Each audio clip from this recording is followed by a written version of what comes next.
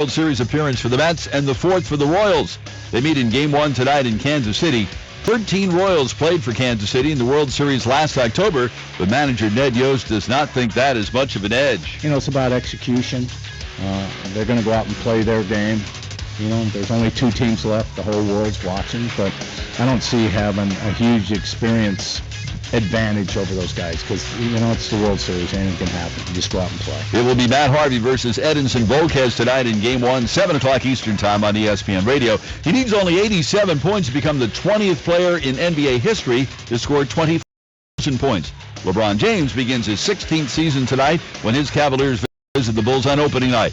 NFL Commissioner Roger Goodell says he thinks the league is close to having enough in for Los Angeles. Appearing today, Goodell said he doesn't expect a decision. Hilton.com gives you unbeatable prices across the U.S. So when your team travels, you can too. Scream. And thanks for listening to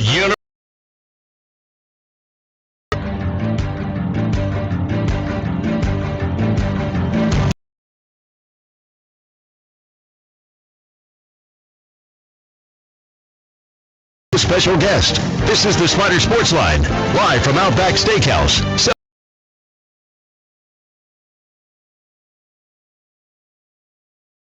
The Discover Card, UPS, Lux Chevrolet, Outback Steakhouse, and by the University of Richmond School of Professional and Continuing Studies. Be a part.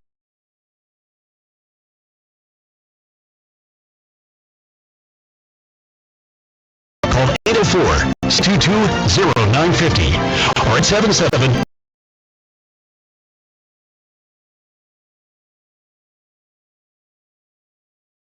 Or send an email to spidersportsline@richmond.edu. Now let's go live. Spider Sports Line on ESPN 950.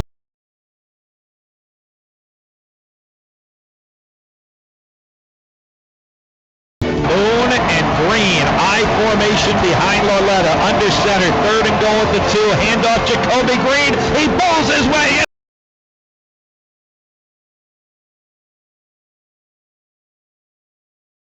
Touchdown Spiders, he follows.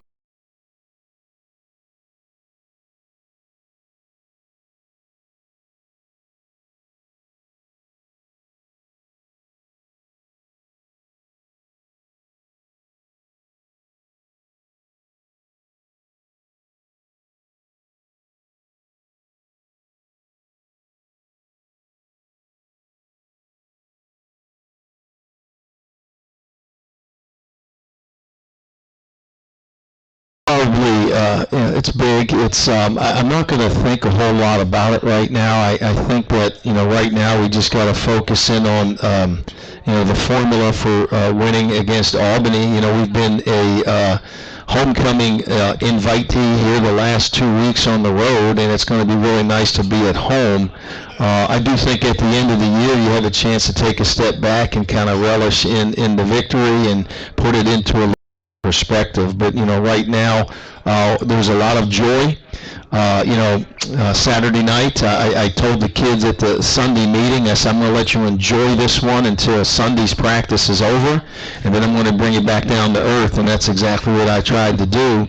And now our focus is shifting here to a very solid Albany team coming in Saturday for homecoming. Yeah, I really thought, considering all the hype and the attention all week, correct me if I'm wrong, that it was a fairly normal week for you guys. There were a couple extra interviews during the week, but nothing out of the ordinary. And even Friday at the team hotel, you could have said we're in Rhode Island, as well as you were just outside of Harrisonburg, totally oblivious to what was going on. I think the actual hotel and that part of the trip was very significant. The week did have some things that were in play, at ESPN on our campus, and they did do some interviews with some of our players and myself, and there were a number of different messages and themes that were being thrown out there. But I do think, kind of once we got on the bus, once we got to the hotel, everything shifted a little bit and just started to feel like it truly was a normal game with a big opponent, and the outcome of the game was going to be very significant whether ESPN was there or not. So I think our kids bought into that, and I thought we did a really nice job having them ready to play. They had the confidence of a champion, and they had the edge of the underdog, and I think that's the formula you need to have each and every week. It was anything but a normal game. It's certainly a shootout. We'll talk with Charlie about it a little bit from the offensive side. Can you recall other games that you've been involved in that had that type of offensive firepower, really on both sides of the ball? Yeah, not really. It felt a little like the Delaware game a couple of years ago up there, and we had a big win late. I think Strauss hit Diggs for a real short little slant down there on the goal line. But it felt a little bit like that. One of the things that I focused on during the week, it might sound a little odd here to our viewers, but I tried to emulate the experience we had at Liberty last year, because see, when you go to a place like James Madison, it's not like going to Maryland or Virginia. When you go to Maryland or Virginia, it's not really a big game for Maryland or Virginia. When we went to James Madison, there was going to be hype. The ESPN game day was going to create even more hype. The importance of the game was going to create its own hype, playing for first place in the conference. And we had an experience the year before down at Liberty in front of a sellout 23,000 crowd. In a really meaningful game, and it was a game that the other team was extremely motivated to win. And so I kind of offered that to my team at the beginning of the week to try to recreate some of that energy and enthusiasm. And the biggest thing, to your point, Bob, was the momentum swings were nonstop. And they were that night, too, as you guys would remember. And they kicked a 60-yard field goal last year down there to tie the game at the buzzer. We came back and answered in overtime. So I knew that there would be momentum swings in the game. Fortunately for us, the first drive of the game gave us great peace of mind, and anytime that we're running the ball like we ran the ball, it gives me great peace of mind, because you have a feeling you're going to be able to control the clock. And ultimately, at the end of the day, I think we controlled the tempo of the game, and that's something that no one has been able to do against those guys. And we did it on the ground, so that's very exciting. And Coach Fisher has done an outstanding job with our team here to this point, and just doing a magnificent job with Kyle Laletta as he continues to develop a very committed, a very fine, talented young man. I think that's a great comparison to the Liberty game from last year. We had one of our longtime fans, Danny, who's here today, came up to me before the game, and neither of us were around when this one occurred, but I know both of us have heard a lot about it, know how high it is up on the Spider historical list, but he said it reminded him of the Tangerine Bowl game in 1968, 49-42 win for the Spiders, Walker Gillette, Buster O'Brien. We've both heard all the names, but that's pretty tall cotton to be compared with that contest. Yeah, it really was. And again, I appreciate everybody's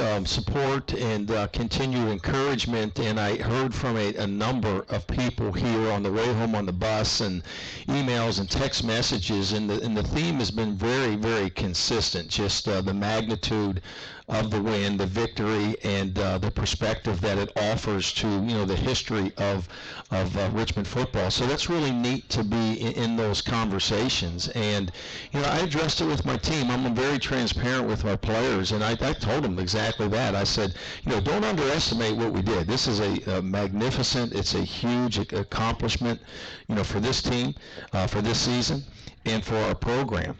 But now we've got to be able to move on, recognizing that we now kind of have that target on our back. Young people, as a coach, if the issues of adversity, you're trying to overcome adversity issues where you feel like you're not being respected, it's kind of easy to rattle. You have this common cause, this common theme that everybody can line up to and get emotional and excited about. And all of a sudden dealing with success. So your ability to deal with success, motivate under those moments is a different task. So I addressed it with the guys Sunday night, and to continue to find a way to bottle that formula, energy, enthusiasm, and probably most importantly, execution. One last little tidbit before we get to Ivan, and then Coach Fisher will join us. I just refuse to watch it, and it's the first time in forever. So I had CNN on. There's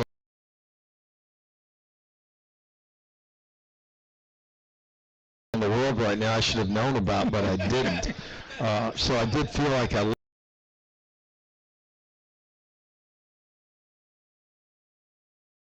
indicated that morning. Then when I spoke to the team just before we got on the bus,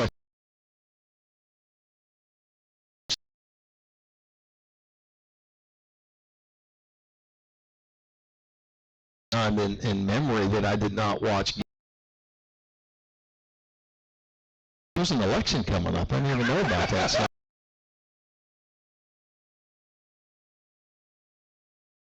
I think you'd win in a landslide right now. All right, let's go to Ivan today. Ivan, hello. Hello, Bob. Hello. World Series. Well, there was a little bit going on. Are the Pirates in it? Second half of the season. I mean, at the All-Star break, I don't even know if they were on any.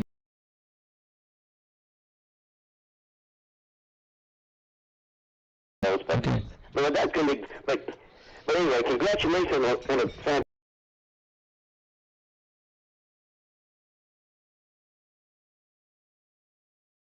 The half. Yes, sir.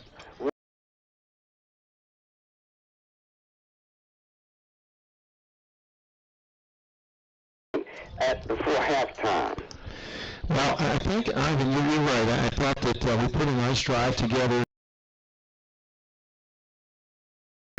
And to remind them what it is we came to do. And we came here to win the game. And our kids were committed to playing the full 60 minutes. I don't think there was ever any doubt about that. And our guys knew it was going to be a 60-minute football game. So, you know, it was when the clock winded down there in the fourth quarter.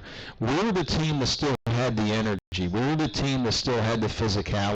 We were the team that truly was ready to finish the game. And, you know, and we were focused on the right things all week long. I mean,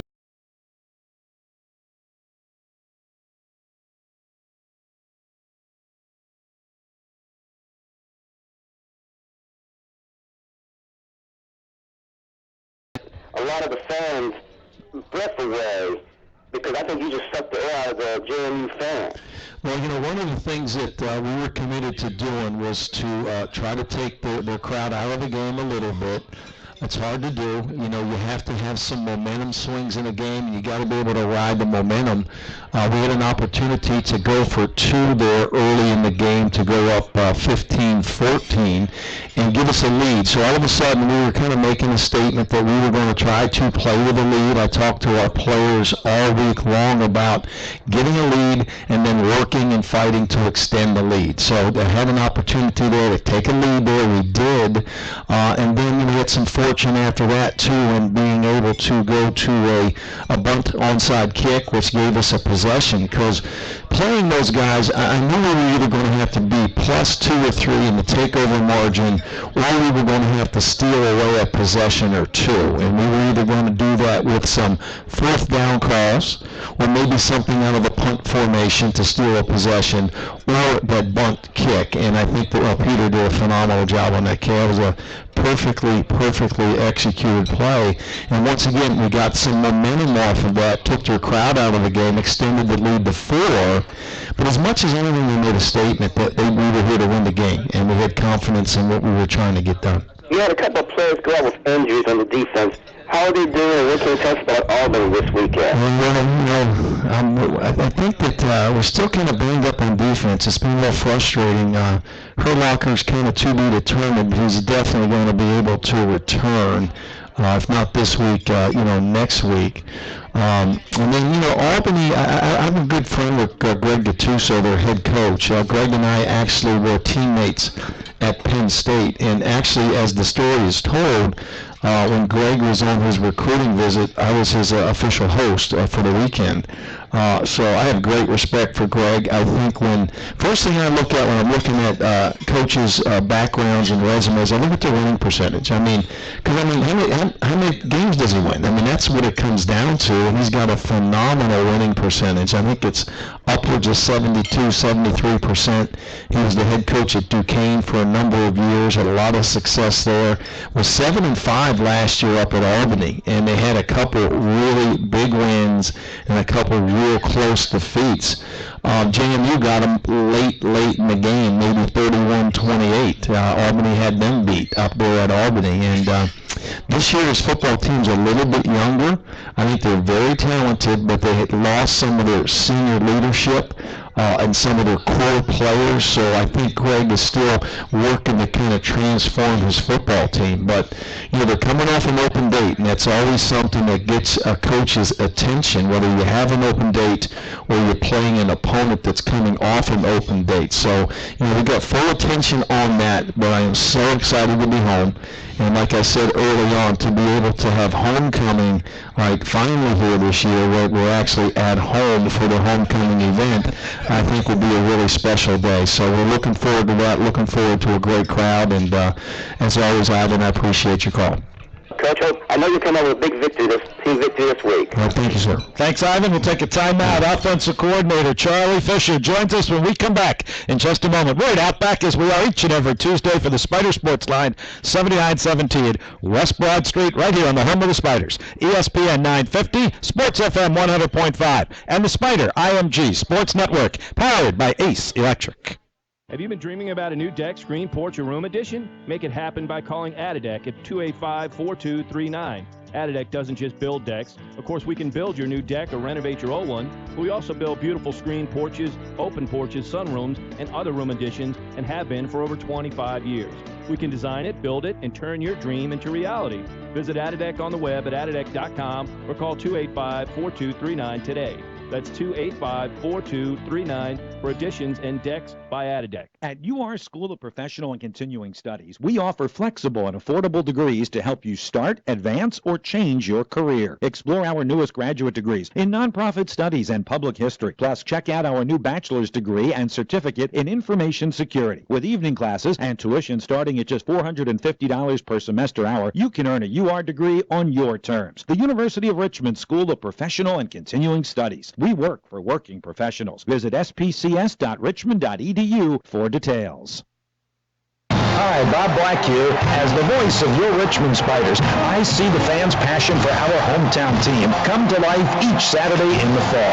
UPS shares the same passion for helping businesses turn a challenge into a solution. Because they're not just in the shipping business, they're in the problem-solving business. Visit ups.com/solvers to see how UPS can help your team find the winning formula. UPS, official logistics company of Richmond Athletics. We know what it's like, that persistent nagging feeling that will only go away when you get away. For those with a passion for travel, there's the new Discover It Miles card. You earn unlimited 1.5 miles for every dollar you spend, and you can fly any airline anytime with no blackout dates. Just buy your ticket and use miles to credit your statement. Apply now and Discover will double your miles at the end of your first year. So go on, scratch that travel itch. Get the new Discover It Miles card today. Limitations apply. Double miles for new card members only. Learn more at discover.com/miles. If you're craving lunch in Richmond football, you've come to the right place. Outback Steakhouse, 7917 West Broad Street. This is the Spider Sports Line on ESPN 950, Sports FM 100.5, and the Spider IMG Sports Network, powered by Ace Electric. A lot of hands off. Jacoby Green breaks the tackle, bounces it to the outside of the 40. He's at midfield and down the sideline. It's a foot race. He's at the 30, 25 to the 20. He pulls over a tackler to the 10, and he's finally brought down inside the 10-yard line. Season best 62-yard run, career high 235 yards rushing. We are certainly going to talk about Jacoby Green's career day Saturday at JMU, the CAA Offensive Player of the Week, the career rushing attempts, touchdowns, all of that. We'll do it with Charlie Fisher, Spider Offensive Coordinator, and with Spider Head Coach Danny Rocco. Danny, as I get to Charlie, that play there towards the end of the game, the 62-yard run, you mentioned after the game you thought it was a signature win for the Spiders. Would you also say that was a signature play for the Spiders? Yeah, no doubt. And I think that was the picture that was in the Richmond Times-Dispatch in the cover of the sports page. And, I mean, what a neat picture. And I had Jacoby in my office Sunday. He hadn't seen it. So I had it sitting there waiting for him, and I gave it to him. And I think it just illustrates the game. I mean, the physicality that we had there throughout the course of the game, and our ability to continue to keep them off balance, pound the ball, and then when we took shots down the field, Kyle and Reggie and Brian and others were just up to the point, and our playmakers made plays, but our offensive line was extraordinary. I think I said that after the game. The physicality, the ability to protect the quarterback. We did all the right things, and then Charlie did just a fantastic job in preparation, game planning, and then ultimately calling the game. I mean, the calling of the game is a huge component of being successful. And on game day, I certainly give Charlie the reins to call the game, and we communicate as the game unfolds. But I'm not trying to mess with his rhythm. I'm not trying to mess with his thought process. And we communicate and weigh in at moments, but when we're in a rhythm, and we certainly were Saturday night. All right. Well, Charlie, let's go right there. You and I were talking about this yesterday a little bit in our private office in the Robbins Center, and I asked you what it was like to call that game yesterday. And in all the years you've been coaching, and you've been doing this as long as Coach Rocco, you never quite experienced a game like that offensively. Yeah, not quite like that. I've been involved with some great games, but I kind of quite told my son it was like every 18-footer was rolling in. It was just like one of those days. And some days, I've been on both sides of it. I've been on days where it doesn't go good and it's hard. And, early in the game, you could see as Coach Rocco alluded to, we could run the ball. We felt like we could do that, but till you get out there and you do it, you don't really know our physical nature, the way we're playing. Felt like we could run it when we ran. I think the first play of the game probably set the tone. Yeah, absolutely. And I had said to you, well, that must have been fun to call a game like that. And Charlie's response, and you can expand on this, was, yeah, it was fun, but there was also some, and you used the word pressure, maybe not quite the right word, because it was such a shootout on both sides, right? Yeah, it wasn't, pressure's a bad word to use, because we were prepared. We knew what we had to do. But when you play a team like JMU, you have to be prepared to match what they do. I mean, the numbers are what they are. They can score. And they're an explosive offensive team. So I think Coach Rocco, he did a great job preparing the team. We knew we had to match what they were doing.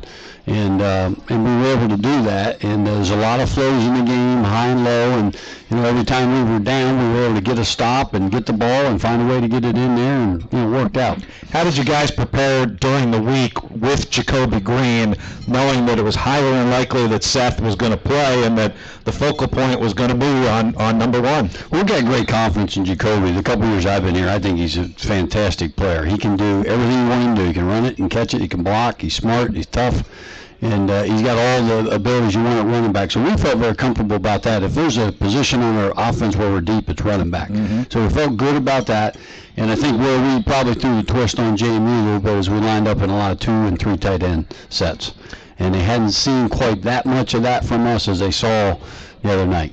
Hey, Danny, you said on the postgame to Matt down there in the locker room that, hey, Jacoby was on you all week, kept saying, I got your back, Coach, I got your back, right? Yeah, at the beginning of the week, we made a decision to take Jacoby off the punt return and the kickoff return units. And it might not sound like that much, but it's a big deal. You spend a lot of time during the week out there catching punts and catching kickoffs if you are the primary guy. And there's some wear and tear on those plays, as a lot of pressure on those plays, too, especially catching the punt. So we removed that burden from him, so he can focus in on really just doing this one job here in this game. And, Jacoby's been like that ever since I've known him. He's just sees himself as being able to be at his best in the biggest moments. And he's yet to fail us, in situations like that. And yesterday or Saturday was a great example of just what he's capable of doing. For the record, 236 yards, the 7th most ever in Richmond football history, 5 touchdowns, tied for the 2nd most touchdowns in a game, and tied for the number 1 in rushing touchdowns in a game with 5. Erwin Matthews had 6 way back. One of his was receiving. So from Jacoby Green, Charlie, we go to Kyle Laletta and the progress that he's making under your tutelage this year. 415 yards, throwing the ball Saturday, the 4th best in Richmond football history. Well, credit goes to Kyle because, number one, he takes such great pride in his preparation. And if you want to start with a quality at quarterback, that would be at the top of the list. I mean, this kid watches, he comes in at 10 at night when we're leaving and watching video and tape and just going over the game plan. So his preparation is off the charts. That's giving him, that gives you a great chance. And he's smart. He understands what we're trying to. He's really ideal for what we're trying to do. He's great at the line of scrimmage. He sees things. He can get us out of a bad play. You don't have to hold his hand. He understands football, and he's accurate. He's tough. He's smart. He's got, if you can put those qualities in a quarterback, that's a great start. He's young, and most importantly, he just takes pride in his job, and he wants to lead the team, but he leads it in the right way. Danny, are those the qualities you saw in him even as a younger man in high school when you were recruiting him? Yeah, it was kind of a neat story. I think Wayne Lindenberg was actually the lead recruiter, and then obviously Coach Streeter was very involved in that process. And we had Kyle down for one of our camps early in the summer, and he came down. He had a knee injury, nothing significant, but he really wasn't at full strength. And as we came back later in July, there was a conversation. We said, listen, Kyle, we need you to come back. And he says, when do you want me back? And we said the date. And he said, because we had some other quarterbacks in on that date. And he said, when do you want me back? I'll be back. We gave him the date. He showed up, and he just blew the competition away. So his focus and his, commitment was evident to us. And, like Coach Fisher had said, I think the one thing about Kyle that's really, really special is he takes ownership. He just takes ownership of everything, and he's not pointing fingers. He's not looking to blame anybody or anything. He sees it as his responsibility. And that's kind of how I see him. It's my responsibility to oversee the team. And if someone on the team or on the staff makes an error, I've got to take ownership of it, and that's how he operates as a quarterback. And how can you not respect that if you're one of his teammates and you're seeing him operate that way each and every day? So he's a leader by example, and I think that's exactly what he is. Charlie, was there a play Saturday that Kyle made that sticks out to you? The Jacoby Green run sticks out to us. That's a pretty easy one, the 62-yarder. Was there a play that Kyle made? Maybe it wasn't the long touchdown to Brian Brown. Maybe it was, when you remember thinking to yourself, it's clicking tonight for him. Well, sometimes it's the play after a bad play that really kind of allows a guy to succeed. And early in the game, we had Brian Brown wide open down the middle, and he threw it behind him. And I wasn't too happy with him at that point. But, that's part of the process of playing quarterback. It's not all going to go perfect. And, he immediately stuffed it in his back pocket. He didn't dwell on it. He takes coaching, and he went right back out there, and, he started getting in rhythm and did great. He took us right down the field in the first drive. We just, you just know how precious every drive is, and we missed that. He understood that. Came right back. Obviously, the big play to Brown was just, anytime you can get 79 in one chunk, makes a big difference. But he just has a great feel for what we're trying to. He really understands what we're trying to do. And he's an unselfish player. He knows we want to run the ball. He buys into what we do, running the football, getting us in the best play possible.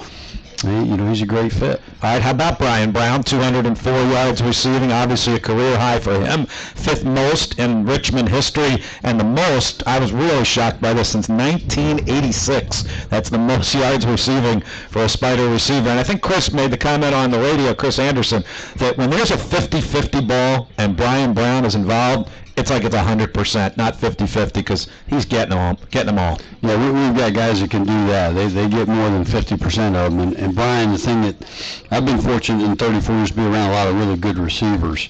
And I told Coach Rocco, he's a guy, he runs fast without looking like he's running fast. And those are the kind of guys you want to recruit, because he just kind of glides and you think, well, he's not going to get there, and then boom, he's there. And does a great job, like on that play, just shielded his body. He can really body guys up. He's strong for his size. Reggie, more the catch radius guy, above the head. He's not quite as long as Reggie, but he's just as strong and physical, and he can go get the ball, and he can finish it. You know, when he gets ahead of the pack, you don't really have to worry about looking back. Danny, this is what you've been talking about this year. We talk about a great running game, and then you throw in a passing game. And we haven't even mentioned Reggie Diggs, who had over 100 yards also. Well, it's amazing when you look at Kyle's numbers from the game. You just mentioned Brian's, but, you know, the guy that stole the show was Jacoby. You know, so, I mean, that's kind of an unusual night. So it was a special night in so many ways. And as always, it's a team effort. And in a game like that, you know, obviously you need your offense. There's moments in a game like that where you need your offense to be out there just so your defense doesn't have to be. And that's a real thing to say. Now, obviously you want to finish with points, but, you know, if you're 3 and out and 3 and out and 3 and out, games like that can get ugly against you. And I think that's what JMU had been able to do to some people this year. You know, the games might have been a little tighter than some of the scores might have indicated during the course of the season, but they force a couple 3 and outs, the defense is back out there, and they're charging back to the goal line. And that certainly wasn't the scenario out there Saturday night. Let's take a timeout. We're about halfway through. Come back. I got some email questions that both of our gentlemen up here can answer. Plus, I want to take you a little bit behind the scenes of what it's like to be an offensive coordinator and be up there in that booth when the game is going on and calling plays, and see if Charlie can give us kind of an inside look at what he does on a typical Saturday college game day. Pardon the expression. Take a timeout. Come back in just a moment. Outback Steakhouse is where we're located. Spider Sports Line is the show on ESPN 950, Sports FM 100.5, and the Spider IMG Sports Network, powered by Ace Electric. Hurry in to Outback for our limited time only steak and unlimited shrimp, starting at just $15.99.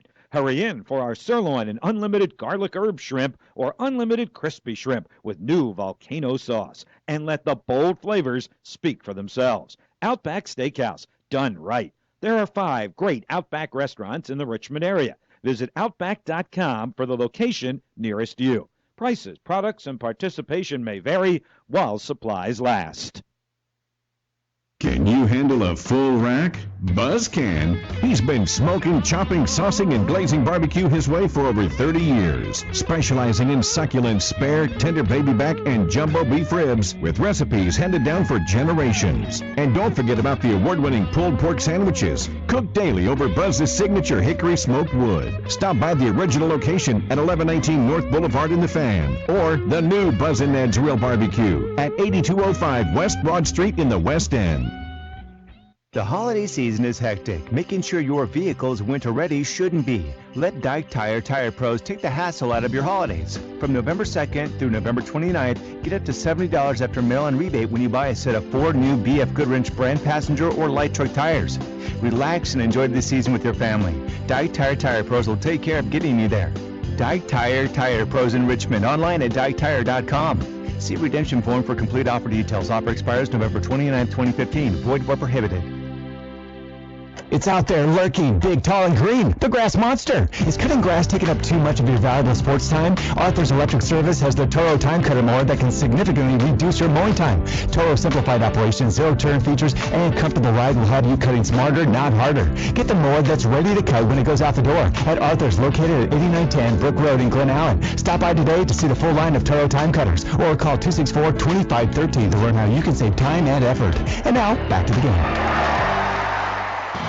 Lunch is on the table, and the Spider Sports Line is on the air. Live from Outback Steakhouse, 7917 West Broad Street, on ESPN 950, Sports FM 100.5, and the Spider IMG Sports Network. Powered by Ace Electric. Spiders 1st and 10 at the JMU 40. I formation, Moon at fullback, Green at tailback. There he goes, Jacoby Green. 20, sideline 15, 10, 5, dives for the goal line, touchdown. Jacoby Green, his 3rd rushing touchdown today. It's a 40-yard run. Back on the Spider Sports Line with head coach Danny Rocco. Special guest today, Spider offensive coordinator Charlie Fisher. The Spiders racked up a school record 720 yards of total offense Saturday at James Madison. In fact, not only a school record, but the first time Richmond's ever eclipsed the 700 mark in total offense in a game. A couple of email questions, which you can do now if you'd like. Spider Sports Line at richmond.edu, or you can dial us up 622-0950. Got two questions that mirror each other that both you guys can talk about and already have to some degree today. Coach, congratulations, tremendous game. We know there were some tremendous individual performances. We've talked about those, Green, Laletta, Brown. How about the unsung heroes, meaning the offensive line?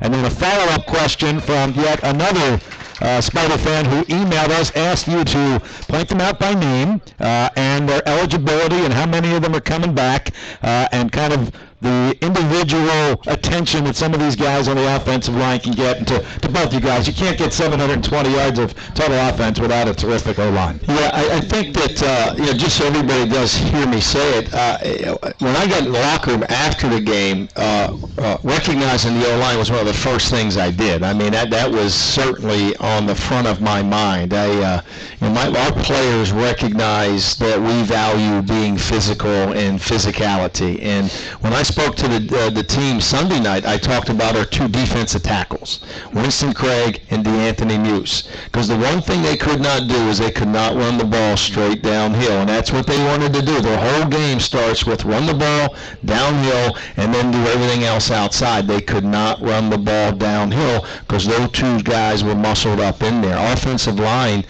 Nick Richer just really has had a phenomenal career here at the University of Richmond, just a great athlete.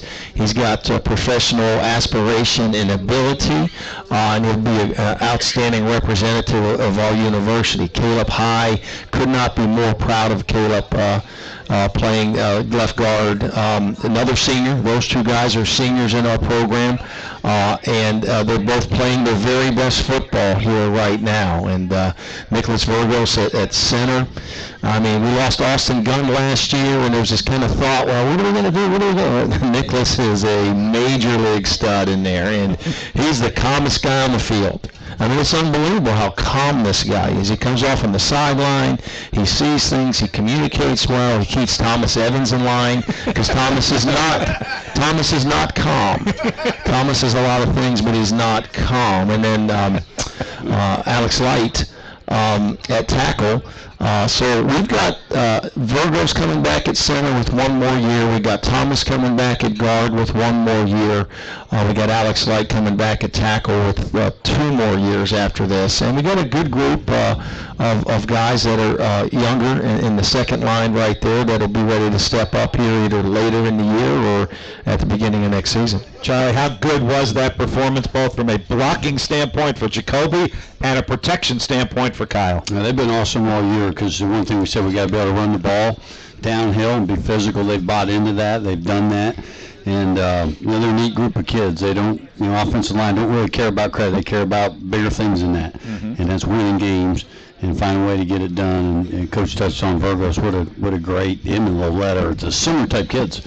And they're just awesome. You can see them up there. Somebody, Kyle, listen, we don't have all day to get up there and discuss the protection.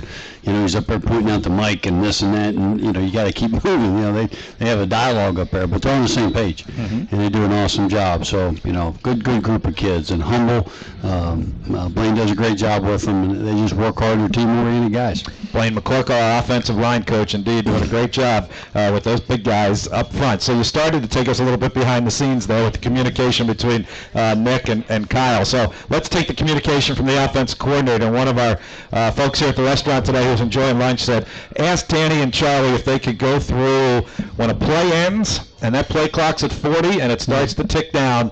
What's the communication like? What's going through your mind? Who are you getting the play to? How are they getting it in?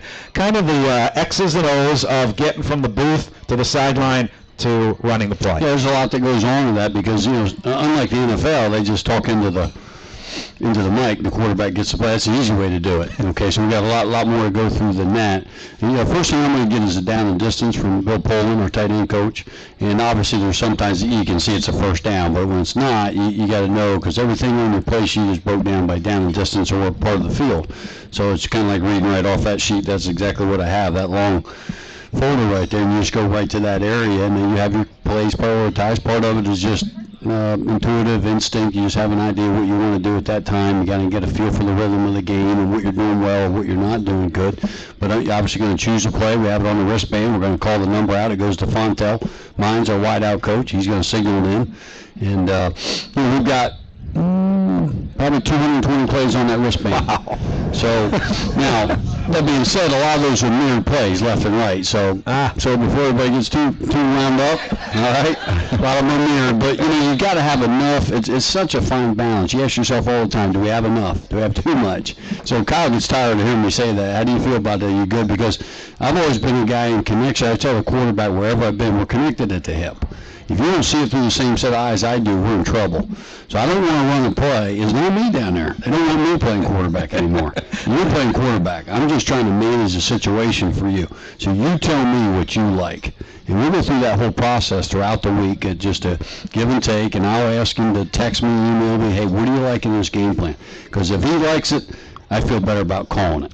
Danny, now you're hearing all of this, right? You're hearing the defensive side, you're hearing the offensive side. To your point earlier, how much are you chiming in on this sort of thing? Are you? Obviously you're listening in on what Coach is talking to on the sideline. Yeah, I think the thing that I try to do is I try to stay abreast and ahead of the chains a little bit in the situations, and just to let Charlie know that if we get a third and long, I might want to do this, or if I want to get into field goal range here, or how we might want to use the clock, on a drive, and there'll be some series we'll start off and say, Charlie, I really want to pound the ball. Let's try to get the line of scrimmage back and things like that. And but other than that, I'm kind of just observing. I'm making sure that the play clock is at a good place so we can get the play run. I'm looking at the tempo coming out of the huddle, and then just trying to stay abreast of situations, as the drive starts to move down the field. What are we trying to do? How we want to end the drive? And then a big part of football is fourth down, and I think that it gets lost in the shuffle that the fourth down, I'm going to punt. Well, there's a lot of ways to attack the fourth down, and there's a lot of ways to deal with third down as to whether or not you're interested in maybe taking two down. So there's some times I'll say to Charlie, you got two downs here, just to let him know that if we don't get it here, I'm going to go for it on fourth down. And there's some different protocols that we have that we can initiate to try to maximize those situations. And so I think that's kind of that's the way I go about business, trying to manage it from kind of a different perspective. Give Charlie the freedom to be able to call the game, and he's got to be able to have the freedom to do that. I can't be yanking at his shirt every other play, with a thought or an idea, or how about this, how about that. Now, if we're struggling a little bit, I'll address how we want to go about playing, and maybe we want to open it up a little bit. Maybe we want to take some shots right here, and maybe we want to go empty and spread them out, just to change the style of the game. But for the most part, Charlie's got free reign to take control and to run the offense, and he's done a phenomenal job with it here to date, and just really excited and fortunate and blessed to have Coach Fisher with us here at the university. Would you ever want to do it from the sideline, where you could have direct contact with Kyle Lauletta and your quarterback, or is it better to be in the booth? No, it's easier in the booth. I've done it on both ends. I've done it a number of years. I've been on the sideline with a younger quarterback. I've been on both ends of it. So from my standpoint, it's easier in the booth. You block out all the distractions. You get a sip of water and a Diet Coke, and you basically call the game and try to figure out what's going on and get in rhythm as best you can. It doesn't always go that easy, or they did, but the big help for me is Coach Rocco and I see offense through the same set of eyes. Remember we both have extensions to Penn State, right? So most quarterback coaches don't like to run the ball. They really don't. They like to throw it all the time. I like to see the ball thrown down the field. I tell the quarterbacks, I never see only so many bubbles thrown in the game. I like to throw it down the field, but I'm a firm believer in running the football, as is Coach Rocco. Sure. And it all starts there. And we try to find ways to be physical, to be tough, to get our guys to buy into that. Because if you can do that, it just opens up your playbook. And that's what we've been able to do all year. We've been able to be good, consistently running the ball. And when things aren't working, if you can always go back to your foundation and run the ball, take the pressure off the quarterback, and you have a chance. You have been a head coach on your resume. How much does that experience help you to see the game through the eyes of Coach Rocco and to be on the same page? A lot. It's helped me a lot because I was head coach and a coordinator, so I called me in plays, which sometimes made it tough being able to communicate with the defense. Like in Coach Rocco, I put a lot of trust in my defensive guys, but it helped me at a young age see the game, see the big team. It's not just about your set of guys, and sometimes until you're head coach, you don't realize that. There's really a few guys to deal with here, so it's helped me out a lot. You mentioned the Penn State part of your background. Charlie, you've been here a couple of years now. How are you enjoying it? Oh, great. Great, great school. I was at a school 9 years that really embodied what Richmond embodies, Vanderbilt. Mm-hmm. So recruited the same type of players, smart guys, tough guys that want to get a great education along the way, playing great football. So that part's been easy. The city reminds you, it's a little bit like Nashville, very similar in that way. We don't have all the music, but it was similar. And in that way, there's a lot to do. So, remember now, Coach Rocco and I, this is a running, we've got a lot of stops along the way. So we've made a lot of detours along our coaching career, so we've kind of seen it all. But we've been fortunate to be in some good places, some good cities, and some good places to live. I am sure you will not consider the University of Richmond a detour, right? No, sir. Definitely not a detour. On the straight and narrow path. Absolutely. We have good food here, though. I don't know about the music, so go enjoy your good food here at Outback. Charlie Fisher, Spider Outback's coordinator. Thanks so much. We'll take a timeout. A couple more emails. Final segment. Spider Sports Line coming up in a moment on the Spider IMG Sports Network, powered by Ace Electric. Lux Chevrolet is celebrating their 100-year anniversary, and they're going to use their century of experience to help you find your next Silverado, Suburban, Impala, Malibu, or Equinox. Lux Chevrolet uses their vast knowledge of GM vehicles to help you maintain and service your vehicle to keep it on the road longer and help maintain its value. So for Chevrolet sales, service, or parts, go where experience reigns supreme. Lux Chevrolet in Ashland and online at luxchevrolet.com. Proud to be family owned since 1960. At UR School of Professional and Continuing Studies, we offer flexible and affordable degrees to help you start, advance, or change your career. Explore our newest graduate degrees in nonprofit studies and public history. Plus, check out our new bachelor's degree and certificate in information security. With evening classes and tuition starting at just $450 per semester hour, you can earn a UR degree on your terms. The University of Richmond School of Professional and Continuing Studies. We work for working professionals. Visit spcs.richmond.edu for details. We know what it's like, that persistent nagging feeling that will only go away when you get away. For those with a passion for travel, there's the new Discover It Miles card. You earn unlimited 1.5 miles for every dollar you spend, and you can fly any airline anytime with no blackout dates. Just buy your ticket and use miles to credit your statement. Apply now and Discover will double your miles at the end of your first year. So go on, scratch that travel itch. Get the new Discover It Miles card today. Limitations apply. Double miles for new card members only. Learn more at discover.com/miles.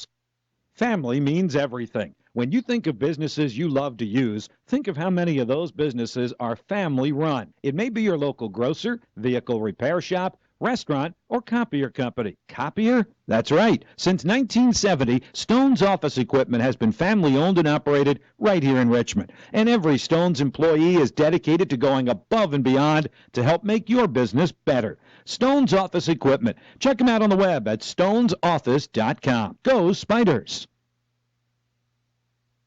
Hey guys, this is Big Alan. I want to talk to you about something serious, prostate cancer. 1 in 7 of us will develop it. I know firsthand because I was diagnosed with prostate cancer. Fortunately, I was diagnosed early, and when caught early, it's treatable. I went to Virginia Urology where my doctor discussed my options, listened to my concerns, and took care of me in a thorough and professional manner. So if you're over 40, have a family history, or are African American, you need to talk to your doctor about an annual prostate cancer screening. Call Virginia Urology, 288-0339, or go to virginiaurology.com.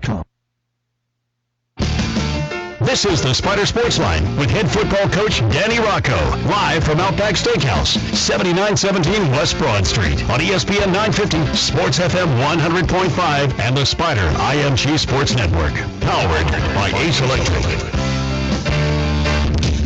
Final segment of the show today. Before we get to some more emails in the Spider Sports Line inbox, spidersportsline@richmond.edu. I just want to pick back up on what Charlie was saying, Danny, about the communication to the quarterback. The NFL, of course, has the microphone and the earpiece and the headset. Do you foresee that ever coming to the college game, and would you want that kind of technology in the college game? Well, it's going to happen. I'm actually on a rules committee with the American Football Coaches Association, and last year was my first year on the rules committee, and there were a number of items that were being discussed, and that is one of them. I think the two most kind of current event type of topics that are happening in this area is there's some movement for college coaches being able to use the iPads on the sideline. So like when the play's over and the kids come off the field, they can actually watch the film.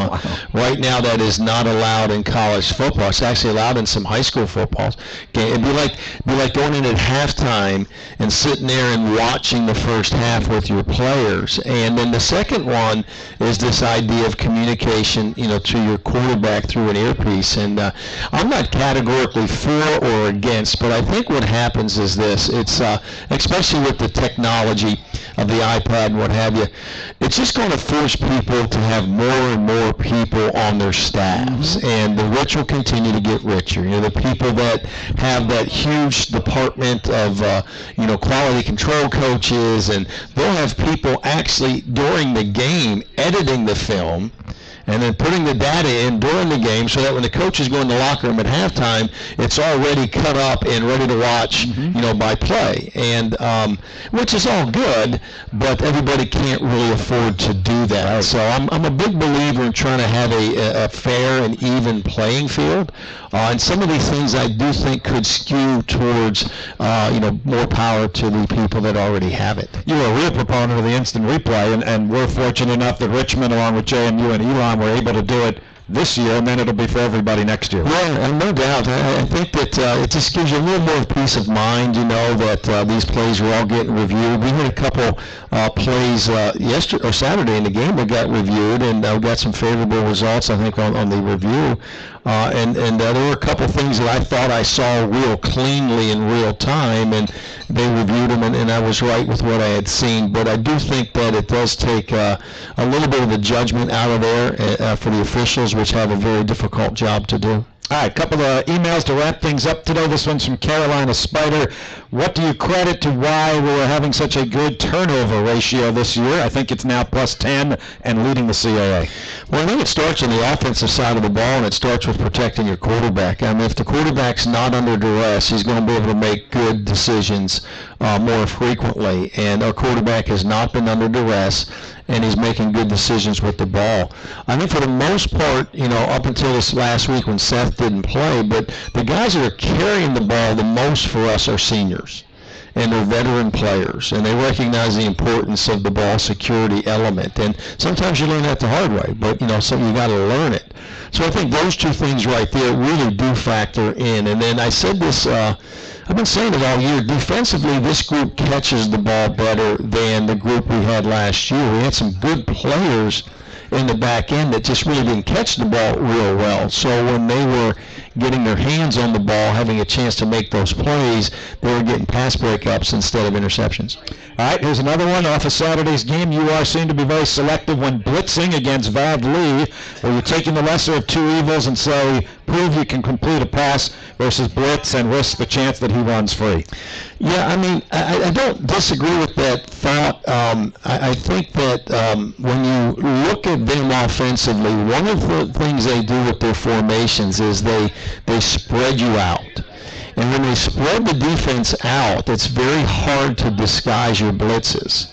So the last thing you want to do is be blitzing when they know you're blitzing. That is a recipe for disaster. So when they spread you out, the further they spread you out, the harder it is to have pressure without showing the pressure. So it was a little bit of a cat and mouse game. We actually had a few more blitzes called, but as they would check and back out and recognize that we were actually blitzing, we got out of the blitz because we knew that they were going to run something that was a blitz or man beater. So it was a cat and mouse. It was a chess game back and forth. But in theory, I don't disagree with the thought process. You kind of start the week with an idea of, are we going to play coverage or are we going to blitz them? And for the most part, we started the week with the thought that we're going to play some coverage. You know, they had a lot of crowd formations, end-over formations, empty formations. And we played a lot more 3 deep than we've ever played. A lot more. 3 deep zone.